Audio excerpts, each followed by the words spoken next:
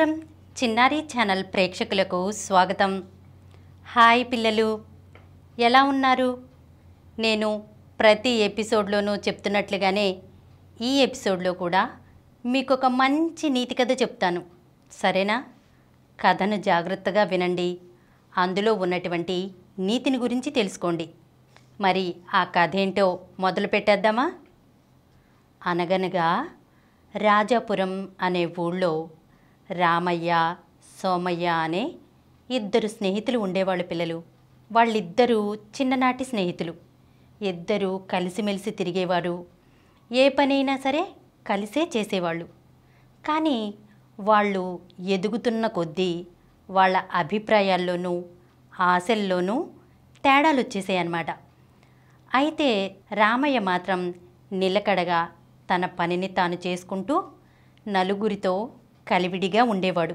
కానీ సోమయ్యకు మాత్రం డబ్బు మీద ఆశ బాగా ఎక్కువ పిల్లలు. రాత్రికి రాత్రే బాగుపడిపోవాలన్నంత ఆశ ఉండేదన్నమాట. కలలు కంటూ ఉండేవాడు, డబ్బులు బాగా సంపాదించాలి అని చెప్పేసి ఎక్కువగా కలలు కంటూ ఉండేవాడనమాట. దాంతో అతను ఏం చేసేవాడంటే చేసే పని కూడా శ్రద్ధగా చేసేవాడు కాదనమాట. ఈ విషయం గమనించినటువంటి రామయ్య ఒకరోజు సోమయ్యతో అంటాడనమాట, ఏంట్రా నువ్వు ఈ మధ్య అసలు చేసే పని పట్ల శ్రద్ధ వహించటం లేదు, ఏదో మొక్కుబడిగా చేశానా లేదా అన్నట్లు అయిష్టంగా చేస్తున్నావు, ఏంటి కారణం అని అడుగుతాడు. దానికి సోమయ్య ఏం లేదురా బానే ఉన్నాను అని చెప్పి అంటాడనమాట. దానికి రామయ్య, నేను నిన్ను చిన్నప్పటి నుంచి చూస్తున్నానురా, నీ గురించి నాకు తెలియదా, అసలు విషయం ఏంటో చెప్పు అంటాడు రామయ్య. అప్పుడు సోమయ్య, నాకు ఈ ఊళ్ళో ఉండటం ఇష్టం లేదురా అంటాడు. అప్పుడు రామయ్య, అదేంట్రా ఈ ఊళ్ళో ఉండటం ఇష్టం లేకపోవటం ఏంటి, ఇది మనం పుట్టి పెరిగిన ఊరు, ఇన్నాళ్ళు ఈ ఊళ్ళోనే కదా ఉన్నాము, ఇప్పుడు కొత్తగా ఈ ఊళ్ళో నీకు వచ్చిన సమస్య ఏంటి అంటాడు రామయ్య. అప్పుడు సోమయ్య, రోజంతా కాయ కష్టం చేసి ఇలా చాలని డబ్బులతో బతకడం నాకు ఇష్టం లేదు, అందుకనే పట్నం వెళ్ళిపోదాం అనుకుంటున్నాను అంటాడు సోమయ్య. అప్పుడు రామయ్య, పట్నమా, ఎందుకురా, ఇక్కడ బానే ఉంది కదా, మనకు కావలసినంత సంపాదించుకుంటున్నాము, ఇంకా పట్నం ఎందుకురా అన్నీ వదిలేసి అంటాడు. అప్పుడు సోమయ్య, నాకు ఈ డబ్బు చాలదు, ఇంకా డబ్బులు కావాలి నాకు, ఆ డబ్బుల కోసమే పట్నం వెళ్దాం అనుకుంటున్నాను, నువ్వు కూడా నాతో పాటు వస్తావా అని చెప్పి అంటాడు. అప్పుడు రామయ్య, నేనెక్కడికి రాను, సొంత ఊరిని అయిన వాళ్లను వదిలేసి ఎంత డబ్బు సంపాదిస్తే మాత్రం ఏం లాభం, నేను రాను అంటాడు. అప్పుడు సోమయ్య, నువ్వు వస్తేరా లేకపోతే లేదు, నేను వెళ్తున్నాను అని చెప్పి సోమయ్య పట్నానికి వెళ్తాడు పిల్లలు. అనుకున్నట్లుగానే సోమయ్య డబ్బులు బాగా సంపాదిస్తాడు. డబ్బులు బాగా సంపాదించిన తర్వాత వాళ్ళ ఊరు తిరిగి వస్తాడనమాట. అప్పుడు వాళ్ళ ఊరు తిరిగి వస్తూ ఉండగా దారిలో రామయ్య కనిపిస్తాడు. రామయ్య సోమయ్యని పలకరిస్తాడనమాట. ఏరా ఎలా ఉన్నావు అని అంటాడు. చూస్తున్నావుగా దర్జాగా ఉన్నాను, ఇప్పుడు నా స్థాయే మారిపోయింది అంటాడు. నువ్వేంటి అలానే ఉన్నావు అంటాడు సోమయ్య. నాకు ఇలా ఉండటమే ఇష్టంరా అంటాడు రామయ్య. అప్పుడు రామయ్య అంటాడనమాట సోమయ్యతో, పిల్లలు ఏరా డబ్బు బాగా సంపాదించినట్లున్నావు అని అంటాడు. అప్పుడు సోమయ్య, అవును, నాకు డబ్బే ముఖ్యం, అది లేని వాళ్ళు నా దృష్టిలో మనుషులే కాదు అని చెప్పేసి అక్కడి నుంచి వెళ్ళిపోతాడనమాట. అలా వెళ్ళిపోతున్నటువంటి సోమయ్యను చూస్తూ రామయ్య ఇలా అనుకుంటాడు, వీడు డబ్బు సంపాదించడమే కాదు, డబ్బుతో పాటు తలపొగరును కూడా సంపాదించుకున్నాడు అని అంటాడనమాట. ఇక సోమయ్య పట్నంలో బాగా డబ్బులు సంపాదించాడు కదా పిల్లలు. ఆ డబ్బుతో లెక్కలేనటువంటి పొలాలు, భూములు కొంటాడనమాట. ఆ ఊళ్ళో ఉన్నటువంటి ప్రజలందరినీ వాళ్ళ పొలంలో కూలీలుగా పనిచేస్తాడు. ఇక రామయ్య కూడా సోమయ్య పొలంలోకి కూలీ పని చేయటానికి వస్తాడనమాట. అలా కూలీ పని అయిపోయిన తర్వాత సోమయ్య రామయ్యకు డబ్బులిస్తూ, చూసావారా, నువ్వు ఆ రోజు నేను చెప్పినట్లు చేయలేదు, అందుకే ఈరోజు నువ్వు ఇలా ఉన్నావు, లేకపోతే నాతో పాటు దర్జాగా ఉండేవాడివి కదా, ఇప్పుడు చూడు నువ్వు నా కింద కూలీలా పనిచేస్తున్నావు అని చెప్పి అవమానిస్తూ మాట్లాడతాడు. అప్పుడు రామయ్య, ఇప్పుడు కూడా నేను అదే చెప్తున్నానురా, గొప్ప అనేది మనం సంపాదించిన డబ్బులో కాదు, 10 మందిలోనూ మనం సంపాదించుకునే పేరులో ఉంటుంది. ఇది నీకు ఎంత చెప్పినా అర్థం కాదులే అని చెప్పి అక్కడి నుంచి వెళ్ళిపోతాడు. ఇక ఇలా కొన్ని రోజులు గడిచిన తర్వాత ఒకరోజు ఆ ఊరి జమీందారు గారి మనిషి చాటింపు వేస్తాడనమాట. ఆ ఊళ్ళో పాలనాధికారి కోసం ఎన్నికలు నిర్వహిస్తున్నామని చెప్పేసి జమీందారు గారు చెప్పమన్నట్లు పోటీ చేసేవాళ్ళు వారి వారి పేర్లను వారి వివరాలను సమర్పించవలసిందిగా కోరుచున్నట్లుగా చాటింపు వేస్తాడు పిల్లలు. ఈ చాటింపు విన్నటువంటి ఆ ఊరి ప్రజలు రామయ్యను ఆ ఊరి పాలనాధికారిగా పోటీ చేయమని బలవంత పెడతారనమాట. ఎంత చెప్పినా వినరు.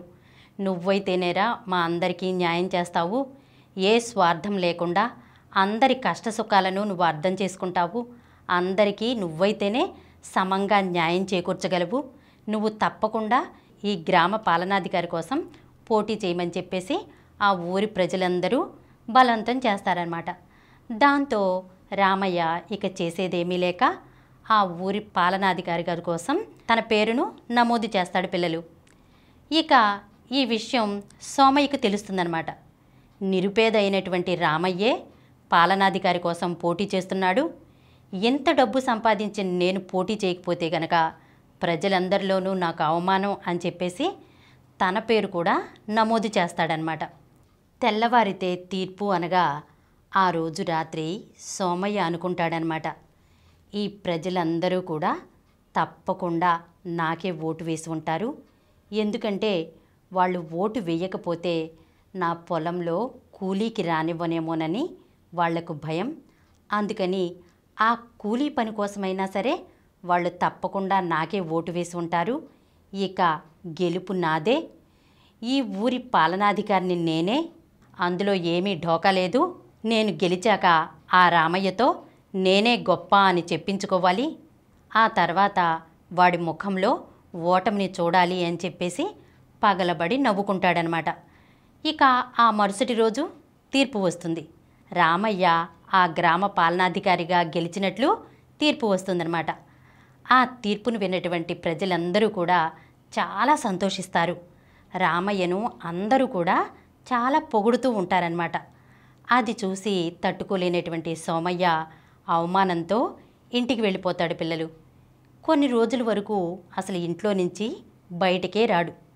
ఇలా కొన్ని రోజులు గడిచిన తర్వాత ఒకరోజు సోమయ్య బయటికి వస్తాడు. అలా వీధి వెంట వెళ్తూ ఉండగా రామయ్య కనిపిస్తాడు. ఎంత పాలనాధికారిగా ఉన్నా కూడా రామయ్యలో ఏ మార్పు లేకపోవడం చూసి ఆశ్చర్యపోతాడు సోమయ్య. ఇక రామయ్యను చూడనట్లుగా పక్క నుండి వెళ్ళిపోతాడనమాట సోమయ్య. దాన్ని గమనించినటువంటి రామయ్య సోమయ్య దగ్గరకు వచ్చి, ఏరా ఏంటి చూసి చూడనట్లుగా అలా వెళ్ళిపోతున్నావు, ఒంట్లో బాగాలేదా ఏంటి అని అంటాడు. దానికి సోమయ్య, ఏం లేదురా, బానే ఉంది, ఇప్పుడు నువ్వు ఈ గ్రామ పాలనాధికారివి కదా, ఇప్పుడు నువ్వు ఈ ఊరి ప్రజలందరిలో చాలా గొప్పవాడివి, అయినా ఇంత సాదాసీదాగా ఉన్నావేంటి నువ్వు అని చెప్పి అడుగుతాడనమాట.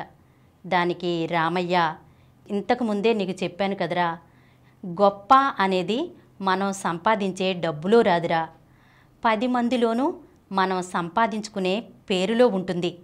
ఈ పాలనాధికారి అనేది ఈ ఊరి ప్రజలు నమ్మకంతో నాకు ఇచ్చిన గౌరవం, ఇది నా తల మీద బాధ్యతగా ఉండాలి కానీ తల పొగరుతో నేను గొప్పవాడిలా ఉండటానికి కాదు.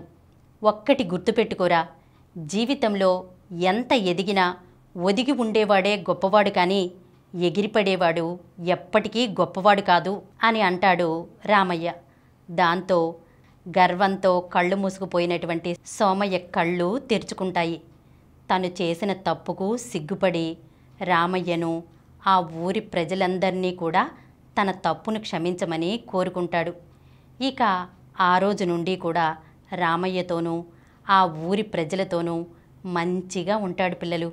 వాళ్ళిద్దరూ కూడా మంచి స్నేహితులుగా ఆ ఊళ్ళో పేరు తెచ్చుకుంటారు. పిల్లలు విన్నారు కదా ఈ కథను, ఏమర్థమైంది మీకు ఈ కథ ద్వారా? పిల్లలు, డబ్బు సంపాదించేవాడు గొప్ప కాదు ఎప్పుడు.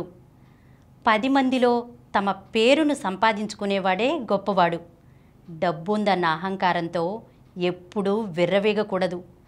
అందరితో మంచిగా ఉండాలి, కలిసిమెలిసి ఉండాలి. ఎంత ఎదిగినా కూడా ఒదిగే ఉండాలి పిల్లలు. అప్పుడే సమాజంలో మనకు మంచి పేరు వస్తుంది. అబద్ధాలు ఆడకూడదు, నీతిగా నిజాయితీగా ఉండాలి, సత్ప్రవర్తనతో మెలగాలి. సరేనా? ఇలాంటి మరొక చక్కని నీతి కథతో వచ్చే ఎపిసోడ్లో కలుసుకుందాం. ఈ కార్యక్రమం మీకు ఎంతో నచ్చింది కదా? ఇటువంటి మరిన్ని వీడియోల కోసం అనతి కాలంలోనే 20 కోట్ల వ్యూస్ సాధించిన సమరం ఛానల్ సమర్పించు సమరం చిన్నారి ఛానల్కు సబ్స్క్రైబ్ చేయండి, లైక్ చేయండి, మీ ఫ్రెండ్స్కి షేర్ చేయండి.